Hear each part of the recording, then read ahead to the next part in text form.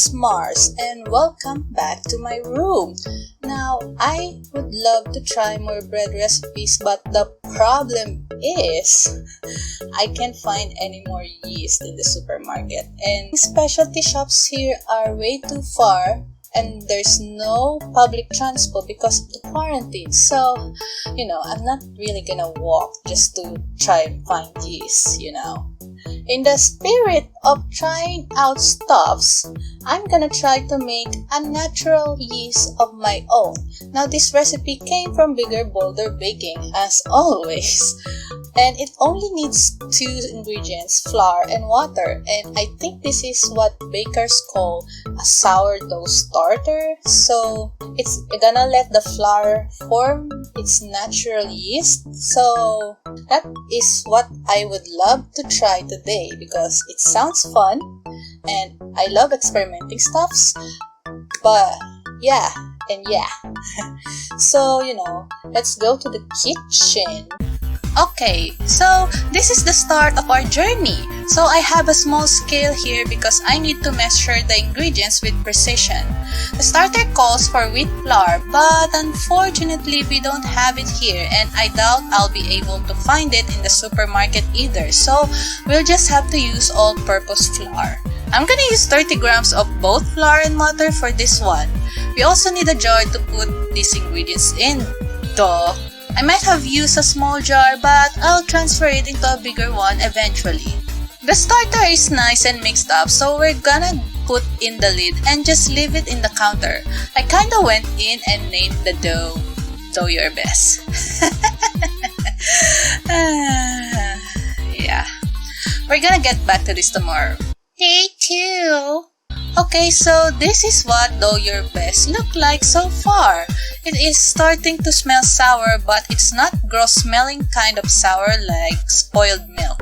Anyway, we're gonna leave this for now and tomorrow we will start to feed it. Day 3.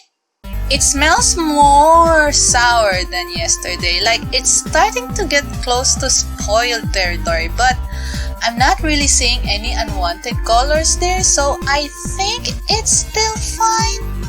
Time to feed it, so we're gonna dump half of it first like so, and then add 30 grams of flour and 30 grams of water, and we'll check on it the next day. Day 4. It smells better than yesterday at least. It has a flourly smell into it. Anyway, I'm not gonna show the feeding process again because at this point, I think you get the gist. Let's just jump to the next day. Day 5.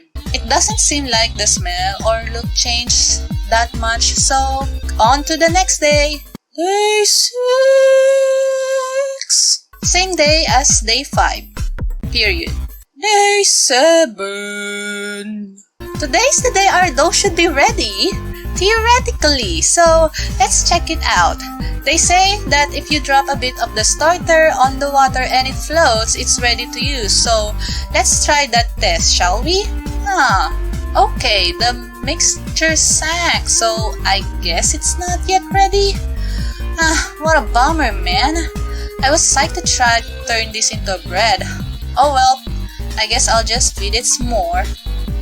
I've done goofed, you guys. I kind of forgot to discard the half of the starter.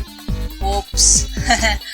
I ended up doubling the flour and water I added to compensate that. Hopefully that will not end in a disaster.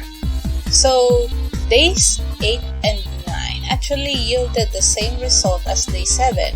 The dough still sinks when tested in the water, and I am actually starting to get anxious because I don't want to run out of flour because flour is so hard to get by nowadays. So what I'm gonna do is I fed it one last time in day 9 and I decided to use it in baking despite whatever resulted I yield.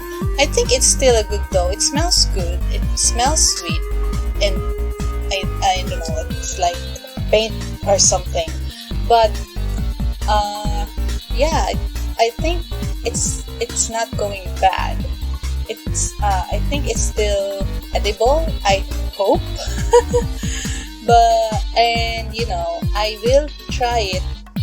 I will try to make a bread, but I kind of consider this experiment a bit of on the fail side.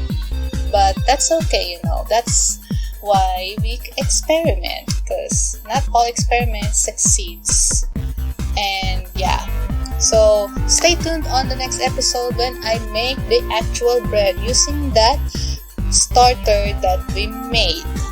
Thank you so much for watching. Smash that subscribe button and I will see you in the next video. Bye!